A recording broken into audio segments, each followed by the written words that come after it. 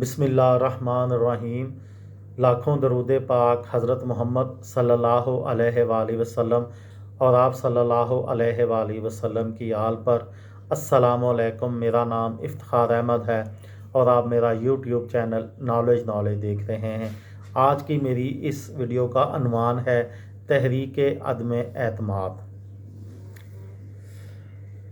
1 نومبر 1989 کے دن وزیر اعظم بے نظیر بھٹو کے خلاف ایک تحریک عدم اعتماد پیش کی گئی جو صرف 12 ووٹوں کے فرق سے ناکام ہو گئی۔ صرف 11 ماہ قبل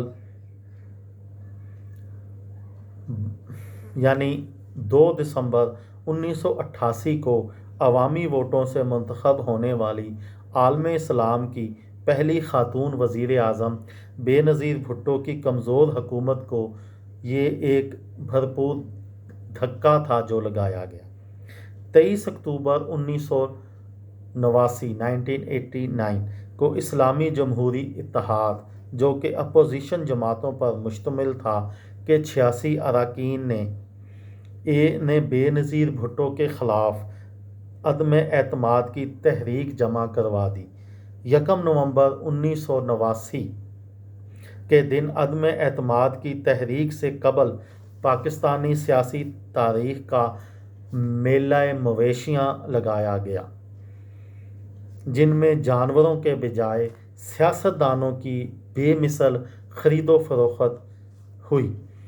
فریقین یعنی حکومت اور اپوزیشن نے قیمتی پجیرو گاڑیاں، صنعتی اور کاروباری پرمٹ،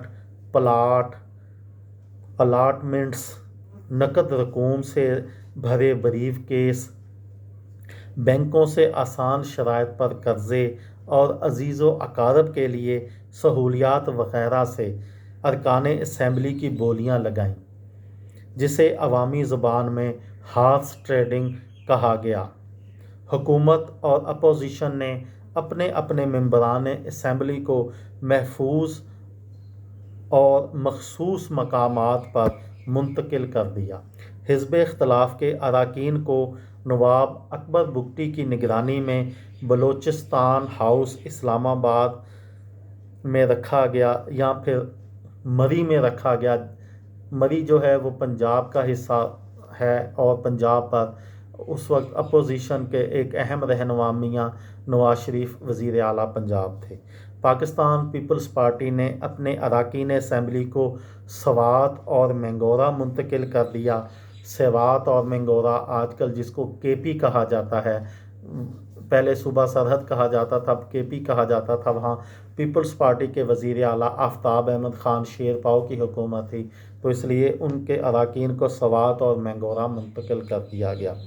1 نومبر 1989 کے دن عدم اعتماد کی تحریک میں ووٹنگ سے قبل قائد حزب اختلاف غلام مصطفیٰ جتوئی، مولانا فضل الرحمان، ڈاکٹر عمران طاہر اور عابدہ حسین نے تحریک کے حق میں تقاریر کی۔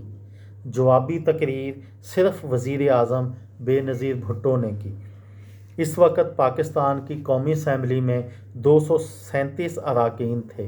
عدم اعتماد کی تحریک کے لیے 119 ووٹ درکار تھے، لیکن صرف 107 ووٹ ہی مل سکے۔ اس طرح بے نظیر کی کمزور حکومت صرف 12 ووٹوں سے بچ گئی۔ بظاہر اس تحریک عدم اعتماد کے پیچھے اس وقت کی مخلوط اپوزیشن اور اسٹیبلشمنٹ تھی، لیکن بے نظیر بھٹو کو اس عدم اعتماد کی تحریک ناکام ہونے کے بعد بھی سکون کا سانس نہیں مل سکا اور صرف 9 ماہ بعد 6 اگست 1990 کو ان کی حکومت کو برطرف کر دیا گیا۔ یہ ویڈیو خاص طور پر ان لوگوں کے لیے ہے جو کہ 1985 سے لے کر 1999 تک جو پاکستان میں سیاسی سرکس لگا رہا، یہ اس کی ایک اہم جو ہے وہ واقعہ تھا۔ اور مبینہ طور پر یہ کہا جاتا ہے کہ چونکہ اپوزیشن لیڈر غلام مصطفیٰ جتوئی تھے اور میاں نواز شریف خود وزیر اعظم بننے کے خواہش مند تھے، اگر اس دن تحریک عدم اعتماد کامیاب ہو جاتی تو وزیر اعظم غلام مصطفیٰ جتوئی نے بننا تھا۔ تو مبینہ طور پر یہ کہا جاتا ہے کہ میاں نواز شریف نے آخری لمحات میں یہ سوچا کہ اگر یہ وزیر اعظم بن گئے تو پھر میں وزیر اعظم نہیں بن سکتا، تو انہوں نے تھوڑا سا جو ہے وہ اپنے آپ کو نیوٹرلائز کیا، جس کے بعد پھر یہ عدم اعتماد کی تحریک ناکام ہو گئی۔ یہ سب سینہ گزٹ ہیں۔ کسی دوست کو، کسی بھائی کو، کسی بہن کو اس ویڈیو سے فائدہ ہو تو مجھے دعاؤں میں یاد رکھیے گا۔ دل دل پاکستان، جان جان پاکستان۔ السلام علیکم۔